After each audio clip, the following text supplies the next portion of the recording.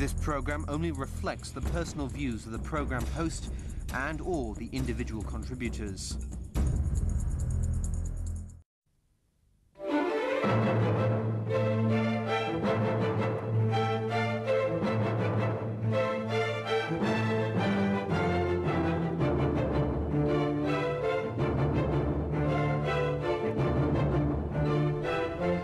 This is Newsline. I am Michael Chugani. Tonight, the President of the Legislative Council, Mr. Jung Yok-sing.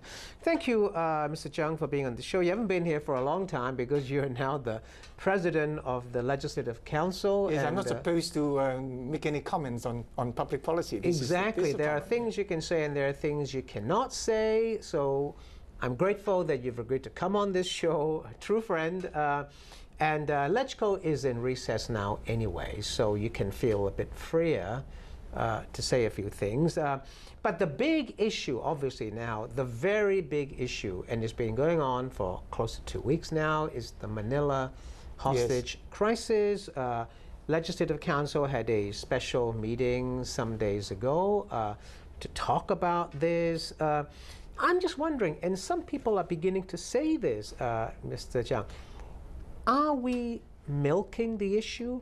Is it now the politicians are politicizing it for their own gain? Politicians cannot politicize anything which the general public are not concerned about. They cannot do anything against the wishes of the general public. Now, but they can fan the flames. This whole affair, of course, has been very much it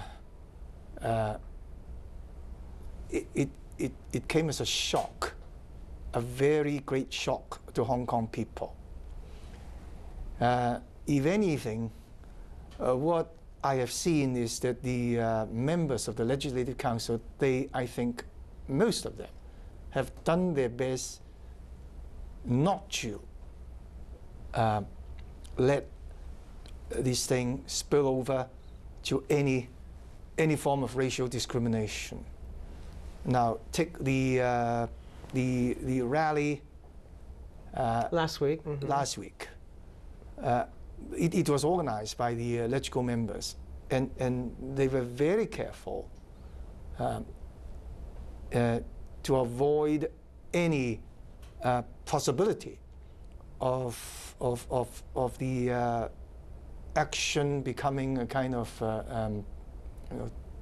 discrimination against the Philippines and Hong Kong, the Filipinos in Hong Kong, and it went very peacefully, very solemnly, and no single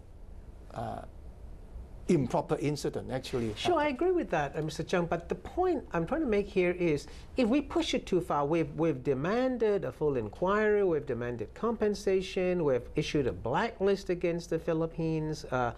If we push this too far, aren't you worried that there could be a backlash from the Philippines? I've had some people say to me, Hong Kong is now behaving very arrogantly. No, look, Michael, which demand the legislators have made, do you think is being too far? No, I don't think so. The LegCo actually urged the Hong Kong government to make sure that there will be a thorough investigation, that the report should be published openly, that the Philippine government should apologize to the affected families and make whatever compensation that is proper. And that's that. I mean, I don't think any of these demands actually have gone over the expectations, gone beyond the expectations of the ordinary Hong Kong people. But some people are saying that we're like, for example, the tourism blacklist, like we're trying to take revenge. I mean, if there was a bus hijack, there are bus hijacks in the US and other places where people are killed or gunmen run into schools and kill kids. We don't issue a blacklist to those countries.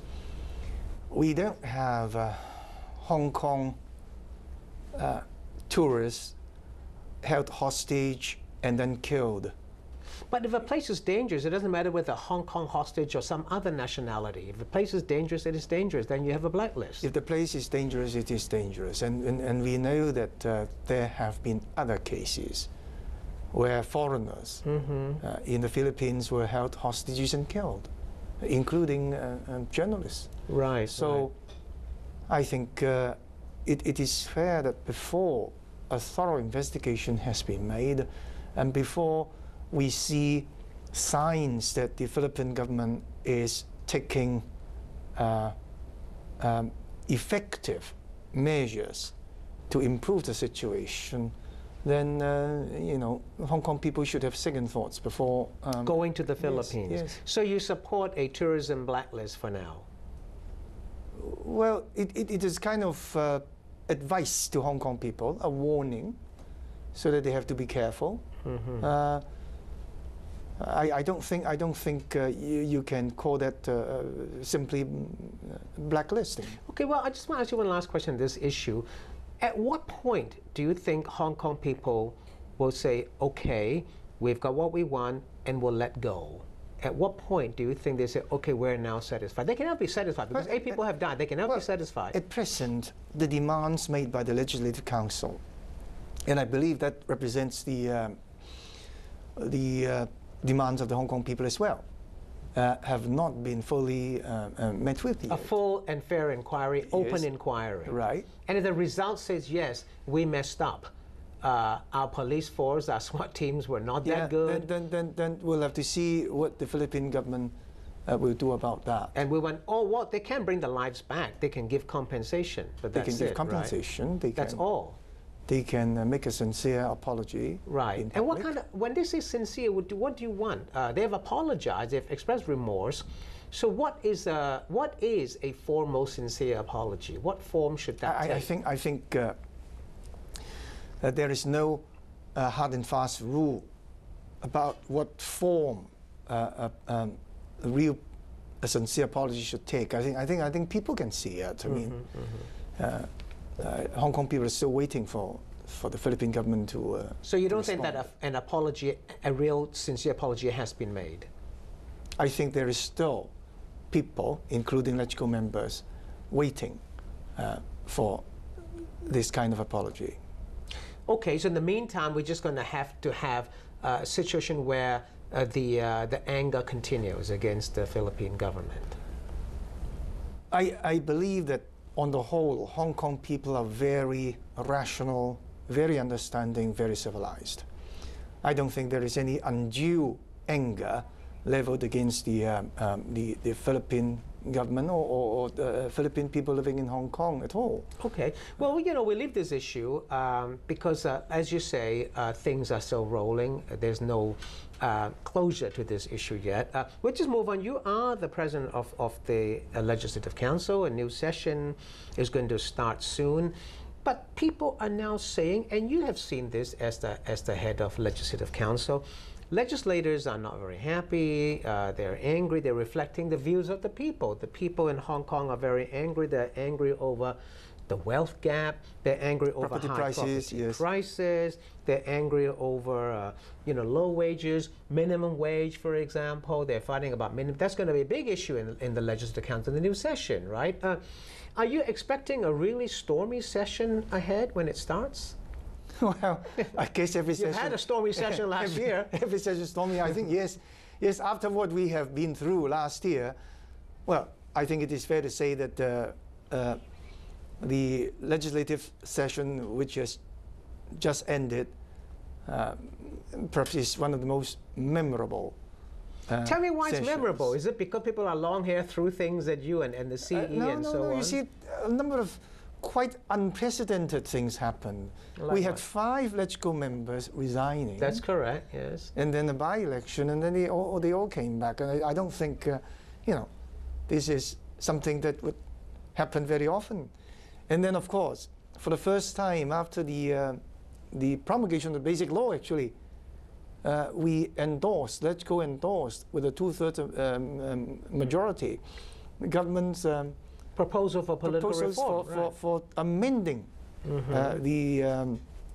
the provisions in the basic law, in the annexes of the basic law. Right, right. So again, that is a very, well, that is groundbreaking actually. And then of course towards the end of the session, we passed the legislation on minimum wage. Right. Of course, as you've pointed out, the debate is still going on. Because the level has not been set yet. Yes, right. but it is not for the legislature itself to decide. They just vote on level. the figure that the chief executive suggests, right? Yes, there is a independent committee to make proposals, and so I think if what I've mentioned would not be classified as unprecedented, as monumental, Okay. I don't know what can. Well, you know, before we go to the break, let me just ask you, it is a very monumental thing, and as you pointed out, the new session will deal, the LegCo members will have to vote on a minimum wage, which a commission recommends to the chief executive, right? And we'll have to vote on the figure, right, as to how much that is, right? No, I don't think that's for the LegCo to vote on. I thought LegCo had to okay a figure that the CE comes up with. What is LegCo's role in the minimum wage now that they've passed the legislation? We passed the legislation, and the legislation provides for the formation of an independent body Okay. to decide Okay, now on there's the this, level minimum wage. I don't know whether you can answer that, but there's this rumor that it'd be like $28, $29. Do you think that's a fair figure? $28, $29 That's not an for hour? me. As you know, that's not for me to comment on. No, right. You just can't comment on something like that, right? Right. Okay, fine. We'll come back with more news on Don't Go Away.